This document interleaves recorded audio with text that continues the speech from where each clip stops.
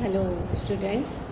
So from the last lecture when we have studied induction and deduction method in legal research, now we will start with the next unit, and the first of all we will see how to make formulation of research problem, or how to make identification of the research problem in legal research.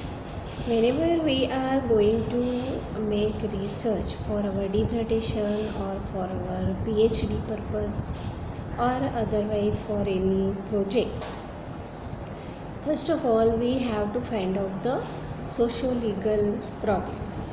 This I already have discussed with you, that why socio-legal, because law is applicable to society, that is human being only, and every such problem which is related to the society, that will be a topic for legal research, and that is why every legal research is particularly socio-legal research. Even if you are making any research on any particular act, then you have to find out what is the impact of the act on the society, what is the implementation policy, or how the investigation is done under this act, and such other effects or causative factors, that applicability of the particular law. So because the subject of law is society, human being, it will be always a socio-legal research. So now first of all we will find out, or we will see the various steps of identification of a problem of research, or formulation of a research title, that we can say. So why we have to study this? The first reason is that always whenever you start with your research study, whether it may be doctrinal research or it may be non-doctrinal research, or even if you are making any project on a particular topic, then you have to locate your area of the study. આપણે research પ્રોબ્લેમનું સંશોધન અથવા સમસ્યાનું સંશોધન જેને આપણે કહીએ છીએ, એનું સૌથી પહેલાં ફોર્મ્યુલેશન કેમ કરવાનું હોય છે? કોઈ પણ રિસર્ચ સ્ટડી માટે, સંશોધન માટે સૌથી પહેલાં આપણે ટાઇટલ વ્યવસ્થિત શોધીને એને તય કરવું પડે, જેથી કરીને આપણે કયા સબ્જેક્ટમાં અને કયા પર્ટિક્યુલર વિષય પર આપણે રિસર્ચ કરવાના છે, સંશોધન કરવાના છે, અને સંશોધનના અંતે આપણે શું કહેવા માગીએ છીએ એ નિશ્ચિત કરવા માટે આપણે ફોર્મ્યુલેશન ઓફ રિસર્ચ સ્ટડી અથવા identification of the research title, આ પાર્ટ સૌથી પહેલાં સમજવું જ પડે. Okay, so now first of all, what are the objectives of identification of the research problem, then what are various steps, અલગ અલગ જે પગથિયા છે, કેવી રીતે આપણે આગળ વધવાનું હોય છે, એ આપણે આમાં જોઈશું. તો the objective of this lesson is to define the research problem. First of all, how to identify a research issue or any such dispute or any such problem from the society, from the laws, and to explain different parts of the research, and what will be the aspects that should be depending upon the survey of literature, and then how to formulate a research title which will give you a perfect study. Okay, so in this way these are the objectives. તો research problem શોધવું એ કોઈ પણ સંશોધનની પહેલી step હોય છે. કોઈ પણ આપણે જો શાસ્ત્રીય પદ્ધતિથી રિસર્ચ કરતા હોય અથવા ઐતિહાસિક સબ્જેક્ટ પર રિસર્ચ કરતા હોય, તો એ સૌથી પહેલાં આપણને રિસર્ચનું ટાઇટલ અથવા રિસર્ચ પ્રોબ્લેમ શોધીને એને લોકેટ કરવો પડે. The term problem that comes from the Greek word, that probelion. તો પ્રોબ્લેમ એટલે ડિસ્પ્યુટ ઓર ક્વેશ્ચન, જેના માટે આપણે સોલ્યુશન શોધતા હોય છે, જેને આપણે નિરાકરણ કરવાનું હોય છે. In simple words, is some difficulty that experienced by the society at large, and for a researcher it becomes a part of the study, and to resolve out it with a systematic study step by step. Okay, so આ જે research problem આપણે formulate કરતા હોય છે એના માટેના જે અલગ અલગ સ્ટેપ્સ છે, અલગ અલગ આપણે એક એક પદ્ધતિ સોલ્વ કરવી પડે એ આજે આપણે ખાસ કરીને અભ્યાસ કરીશું. Okay, now the very first thing that a situation for which we have not ready and successful response by instinct or by previously acquired habit, we must find out what to do. A problem that can be called as a legal research problem only when it satisfies the following conditions that identification of research problem. એટલે આપણે જ્યારે પણ કોઈ research problem તય કરવાનો હોય, નિશ્ચિત કરવાનું હોય, ત્યારે અમુક સ્ટેપ્સ ફોલો કરવું પડે, અને એ ક્રાઇટેરિયામાં આ રિસર્ચ પ્રોબ્લેમ આપણે જે સંશોધન માટે સબ્જેક્ટ લીધું હોય એ બરાબર બંધ બેસતો છે કે નહીં એ આપણે ચકાસીને જોવું પડે. The problem must be worth studying, એટલે તમે જે કંઈ અભ્યાસ કરવાના છો સંશોધનમાં એ તમારી સેલ્ફ સ્ટડી હોય છે, એટલે એ જે અભ્યાસ તમે કરશો એનું સમાજ પ્રત્યે કંઈક મૂલ્ય હોવું જોઈએ, એટલે એ અભ્યાસ કોઈને કામ લાગે, એનામાંથી કંઈક નવું સંશોધન લોકોને જાણવા મળે અને એનો ઉપયોગ આવનાર પેઢી માટે અથવા એક્ઝિસ્ટિંગ જે લોકો છે એમના માટે થવું જોઈએ, અથવા એટલીસ્ટ એ લોકોને વિષયનું સંપૂર્ણ જ્ઞાન મળી શકે એવા પ્રકારનું એ રિસર્ચ હોવો જોઈએ. It must have social and legal relevance, એટલે સમાજાભિમુખ હોવું જોઈએ, એને સમાજ પ્રત્યે કંઈક સારું કામ કર્યાનું તમને લાગણી થવી જોઈએ એવો પ્રોબ્લેમ એ હોવો જોઈએ, એવી સમસ્યા હોવી જોઈએ. Right, there must be facts indeed needed for the research. એ રિસર્ચ માટે જે ફેક્ટ્સ આપણે શોધીએ છીએ એ ફેક્ટ્સ પણ આપણે સહજતાથી પ્રાપ્ત હોવા જોઈએ, જેથી કરીને તમે એ ફેક્ટ્સના આધારે પોતાના રિસર્ચમાં જે કંઈ ઇશ્યુઝ, પોતાના સંશોધનમાં જે કંઈ ઇશ્યુઝ આગળ તમને ફેસ કરવાના છે એના આધારે તમે ડેટા કલેક્ટ કરવાના છો એ તમને વ્યવસ્થિત જાણ થવી જોઈએ. It must come out of the practical solution to the issues. એ પ્રેક્ટિકલ પ્રોબ્લેમ્સમાંથી આપણે શોધેલા હોવા જોઈએ. દેન એ કરંટ ટોપિક્સ અથવા કરંટ વસ્તુ પર હોવા જોઈએ. એવું નહીં કે કોઈ બહુ જૂનો પુરાનો લો હોય અને પછી એનું સ્ટડી કરવાનો એ રિસર્ચનો કોઈ મિનિંગ રહેતો નથી, પણ એ લોના અત્યારે સમાજ પર કેવો પ્રતિભાવ પડે છે અથવા એમાં કેવી રીતે સુધારણાની જરૂર છે એ અભ્યાસનો વિષય થઈ શકે. બરાબર ને? તો આવી રીતે તમારું જે સંશોધન હોય એ ઓરિજિનલ હોવું જોઈએ, and it must be verifiable and testable. That means કે એ તમારું સંશોધન કર્યા પછી, એ સ્ટડી પૂરું થયા પછી એનામાં તમે જે કંઈ So, whatever research you are going to complete, that will be a valuable work, original work, without any plagiarism, and it should be giving some policy. That is most important aspect of the research.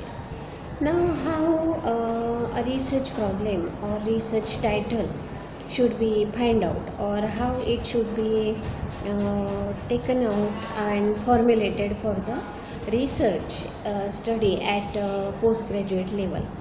So we are studying lots of subject in this 3 semesters course, because our 4th semester is totally and purely practical of the research, that we will be doing some doctrinal research, non-doctrinal research, clinical legal research report, and then dissertation, and class teaching. So every segment has that research study of the candidate from the 3 semester subjects, right? So you have a vast area to find out your research topic or research subject from the given subjects.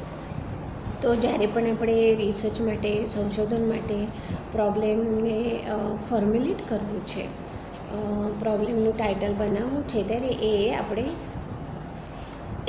અત્યાર સુધી જેટલા પણ lose આપણે ભણ્યા છો અથવા આગળ પણ ભણતા હોઈશું અથવા જે નવા લો આવ્યા હશે એના પર પણ આપણે કરી શકાય. દાખલા તરીકે નવી પોલિસી જે આપણે ગયા વર્ષે સરકારે ઇમ્પ્લિમેન્ટ કરી હતી કે amendment in the Citizenship Act. So, what are the effects of amendment of this act on the people living in India? Because India is a multidimensional, multi-religious, multilinguageous country, and there are lots of customs and traditions depending on various caste and communities.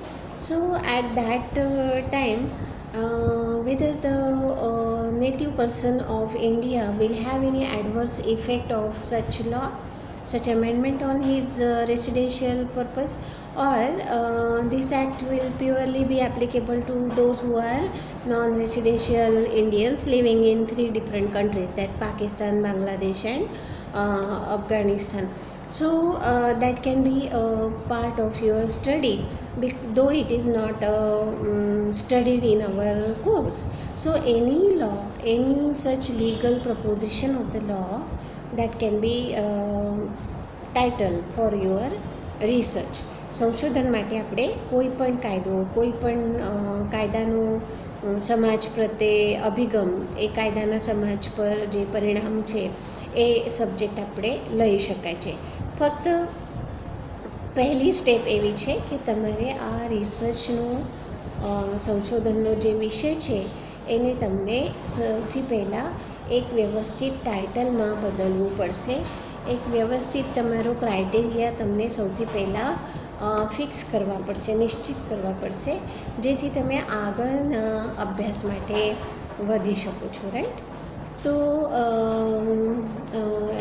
A research problem બનાવવા માટે કઈ special process છે, કઈ વિશિષ્ટ steps છે? તો હા, એ વ્યવસ્થિત સક્સેસફુલી આપણે જો કમ્પ્લીટ કરવું હોય રિસર્ચને, સંશોધનને, તો તમે જો સ્ટેપ બાય સ્ટેપ આગળ વધશો તો તમારો અભ્યાસ એ બહુ જ વ્યવસ્થિત પૂરું થશે.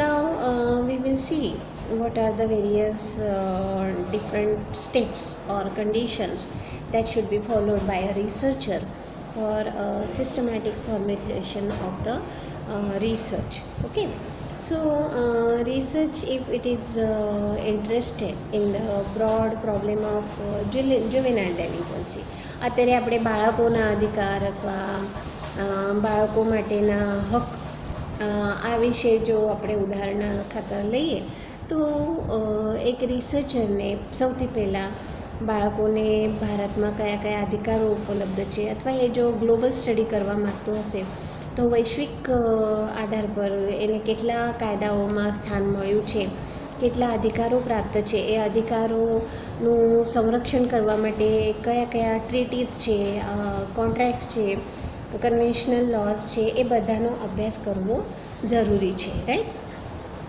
જો એ નોન ડોક્ટ્રિનલ એટલે સાયન્ટિફિક સ્ટડી કરવા માગતો હશે તો એને રિમાન્ડ હોમ, પછી juvenile centres, courts, families of juveniles, આ બધી જગ્યા પર પ્રત્યક્ષ વિઝિટ કરીને માહિતી ભેગી કરવી પડશે, જેને આપણે ડેટા કલેક્શન કહેતા હોય છે, રાઈટ? તો આવી રીતે જ્યારે તમે ફોર્મ્યુલેશન ઓફ રિસર્ચ ટાઇટલ કરો છો તે જ વખતે નક્કી થાય છે કે તમારું આ જે અભ્યાસ છે એ એક ડોક્ટ્રિનલ સ્ટડી થશે, અથવા તમે એને સાયન્ટિફિક રીતે વિવિધ સાધનો વાપરીને તમે એ સ્ટડી પૂરી કરવા માગો છો, રાઈટ? સાથે સાથે ધારો કે અત્યારે ઉત્તર પ્રદેશમાં કેટલી બધી રેપની ઘટનાઓ બની રહી છે, નાની નાની બાળકીઓને પણ વિક્ટીમ બનાવવામાં આવે છે, અને મેઇન તો એ સમજમાં નથી આવી રહ્યું છે સમાજશાસ્ત્રીઓને કે મનોવૈજ્ઞાનિકોને કે આની પાછળનો ઉદ્દેશ આ સેક્સનો છે કે આ પોલિટિક્સ ચાલી રહ્યું છે. કેમકે ઉત્તર પ્રદેશમાં હવે અત્યારે પોલિટિકલ વાતાવરણ બહુ ગરમ છે, ત્યારે આ મુદ્દાઓ જાણી જોઈને ઉશ્કેરવામાં આવે છે, સમાજને કોઈ એક વિશિષ્ટ પાર્ટીના અગેન્સ્ટ કરવા અથવા કોઈના ફેવરમાં કરવા માટે કરી રહ્યા છે, કે ઉદ્દેશ શું છે આ બધી ઘટનાઓ પાછળનું, તો એ પણ એક રિસર્ચનો વિષય હોઈ શકે છે. કેમ કે જ્યારે એક જ સમયગાળામાં આટલી બધી ઘટનાઓ સામે આવે છે ત્યારે એ નિર્હેતુક ના હોઈ શકે. એની પાછળ કંઈ ને કંઈ તો રાજકારણ રમી શકાય અથવા આવી રીતે કંઈક વિશિષ્ટ પ્રવૃત્તિ વિકૃતિ એક્ટિવેટ થઈ ગઈ હોય એ પણ બની શકે છે, રાઈટ. તો સંશોધન કરતી વખતે આપણી પાસે એટલા બધા વિષયો હોય છે, કેમ કે આપણો વિષય છે કાયદા અને સાથે સાથે એનો સમાજ પર થઈ રહેલો પરિણામ. તો આ રીતે કોઈ પણ રિસર્ચરને જ્યારે એ કોઈ પણ સબ્જેક્ટ ચૂઝ કરવાનો હોય ત્યારે ઘણી બધી વસ્તુઓ સમજમાં લેવાની હોય છે, ધ્યાનમાં લેવાની હોય છે. હવે કોઈ પણ ટાઇટલ બનાવતી વખતે કોઈ પણ વિષય આપણે ફિક્સ કરતા પહેલાં, હવે દાખલા તરીકે હું તમને કહું કે ચલો ભાઈ તમારે કાલથી ડોક્ટ્રિનલ રિસર્ચ માટેના બધા ટૉપિક લખાવી દો મને, તો આવીને કોઈ પણ લો ચૂઝ નહીં કરવાનું હોય. સૌથી પહેલાં તમને થોડું લિટરેચર સર્વે કરવું પડે કે તમને તો આ વસ્તુ પહેલાં સેમિસ્ટરમાં એડમિશન લીધી ત્યારથી ખબર જ છે કે આગળ જતાં મને ડોક્ટ્રિનલ રિસર્ચ કરવાનું છે, નોન ડોક્ટ્રિનલ રિસર્ચ કરવાનું છે, મારું મેઇન વર્ક જે છે ચોથા સેમિસ્ટરનું ડિઝર્ટેશન વર્ક મારે કરવાનું છે, અને ઘણા બધા સ્ટુડન્ટને પીએચડી પણ કરવાનું હોય આગળ. ત્યારે લિટરેચર સર્વે અથવા લિટરેચર રિવ્યૂ આ એક અગત્યનું પાર્ટ છે રિસર્ચ પ્રોસેસમાં. તો તમે અત્યારથી જો અલગ અલગ રિસર્ચનું સ્ટડી કરશો, રિસર્ચ ટાઇટલનું સ્ટડી કરશો, એના પર અસ્તિત્વમાં હોય એવી બધી બુક્સનું થોડું અવલોકન કરશો, એ ઓબ્ઝર્વેશન કરશો, સાથે સાથે તમને કયો વિષય ગમે છે અને સાથે સાથે એ વિષયમાં તમે લખી શકો કે નહીં. કેમ કે research study that will be your original work, your sole study.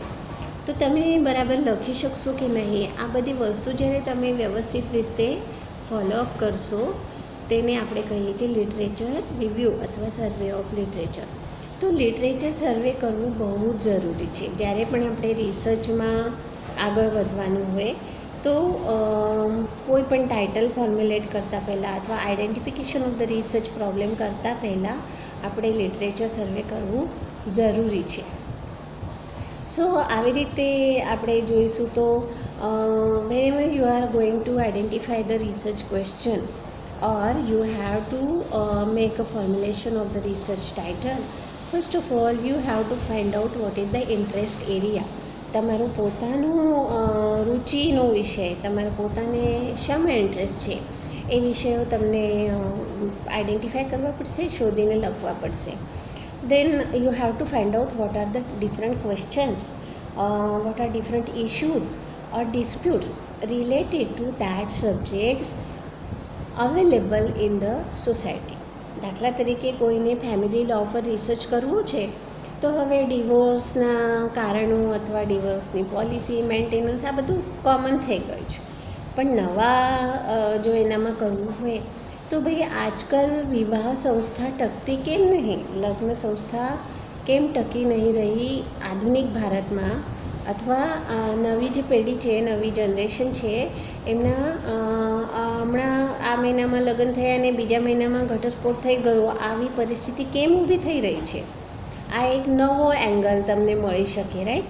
તો આવી રીતે તમને સમાજમાં જે સમસ્યાઓ પહેલાંથી ઉપસ્થિત છે એને નવો ટચ આપીને એક પર્ટિક્યુલર લોમાં કેવી રીતે સંશોધન કરી શકાય એવો અભિગમ તમને રાખવો પડે. એના માટે તમને થોડું લિટરેચર રિવ્યૂ કરવું પડે અને પછી તમે ટાઇટલ વ્યવસ્થિત રીતે ફોર્મ્યુલેટ કરી શકો છો. દેન રેશનલ ઓફ ધ ક્વેશ્ચન, એ તમે જે કંઈ સમસ્યા શોધી કાઢશો એ તમે વ્યવસ્થિત સ્ટડી કરી શકો. એના આધારે તમને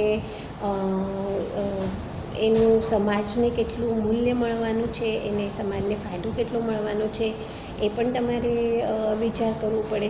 હવે દાખલા તરીકે ભાઈ ભારતના યુવાધનને ભણી ગણીને ફોરેનમાં જવું છે, સેટલ થવું છે, રાઈટ. એ વસ્તુ એક આપણે ખબર છે, પણ એ ફોરેન ગયા પછી ત્યાંના જે ઇમિગ્રન્ટ લોસ છે એના આધારે એમના પર જે કોઈક વખત કાર્યવાહી થઈ જતી હોય અને એમનું કરિયર બરબાદ થઈ જતું હોય, તો આ એક વિષય તમને મળી શકે છે કે તમે કેવી રીતે એ સમસ્યાને હલ કરી શકો છો. તો આવા વિષય પર તમે જ્યારે રિસર્ચ કરો ત્યારે એ આગળની પેઢીને કામ પણ લાગે છે, રાઈટ. તો whenever we are going to identify the research question or research problem, we have to take into consideration all these facts and issues. Then whatever questions you have first of all formulated, then you have to try to find out the answer of the same. Then only you can get the direction in which law, under which law or what provisions of the law will be applicable to my research study, and how I have to find out the research question from the society. Okay. તો આવી રીતે આપણે first of all જોયું કે ભાઈ research કરવા માટે પહેલી સ્ટેજ શું છે, કેવી રીતે પ્રિપેર થવું પડે, બરાબર ને. આપણે ઇવન કંઈ ટ્રાવેલિંગ કરવાના હોય તો આપણે કંઈક પ્રિપરેશન તો કરવું જ પડે. ખાવા પીવાનું લેવું પડે, પાણીની બોટલ રાખવી પડે, પછી પૈસા લેવા પડે, ટિકિટ લીધું છે કે નહીં, રિઝર્વેશન થયું છે કે નહીં, પછી કેટલા દિવસ રહેવાના હોય એના આધારે બેગેજ લેવું પડે, right. So this is the preparation of your travel journey. So this research is also your travel, your journey towards the next step of your master's degree. So for that you have to make some preparation. તો એ પ્રિપરેશનનો પહેલો part છે how to identify a research problem, how to formulate the research title for your dissertation study or your PhD research. Okay, so આવી રીતે formulation of the research problem is the first step of your research journey. Okay, now we will see what are the different aspects of a researcher towards his study. ભાઈ એ research કેમ કરવા માગે છે, એ ક્વેશ્ચનનો answer જો એ પોતે satisfactory રીતે સમાધાનકારક રીતે આપી શકે તો જ એનું રિસર્ચ ફૂલફિલ થઈ શકે છે. મારે ખાલી LLMમાં કહ્યું છે કે ભાઈ ડિઝર્ટેશન કરવું જ પડશે એટલે મારે કરવું છે, દેટ દૃષ્ટિકોણ એ જે તમારો અભિગમ છે એ ચાલશે નહીં. હા, હું અભ્યાસ કરું છું, આ ડિગ્રી લીધા પછી હું માસ્ટર્સ ઓફ લોઝ કહેવાઉં છું, એટલે મારે રિસર્ચ શું છે એ જાણવું છે, મારે કયા સબ્જેક્ટ પર કઈ સમસ્યાઓ પર રિસર્ચ થઈ શકે છે એ જાણવું છે, અને હું જે કંઈ રિસર્ચ કરીશ, જે કંઈ સંશોધન કરીશ એ એક મૌલ્યવાન કૃતિ બનીને રહેશે, એક ઉપયુક્ત કૃતિ બની રહેશે, એવો અભિગમ રાખીને તમારે રિસર્ચમાં આગળ વધવું જોઈએ. So students, now in the legal research and methodology, legal education and research methodology subject, we have studied till date 3 units of this subject particularly. First we started with the various authorities in legal education, then what are the aims and objectives of legal education in India, and how different methods are applied in the legal education. Then we came to the point that what are various solutions to the external and internal assessment and evaluation in the field of legal education, what are problematics and what are the issues, what are merits and demerits of various systems of evaluation. And then we came to the research methodology.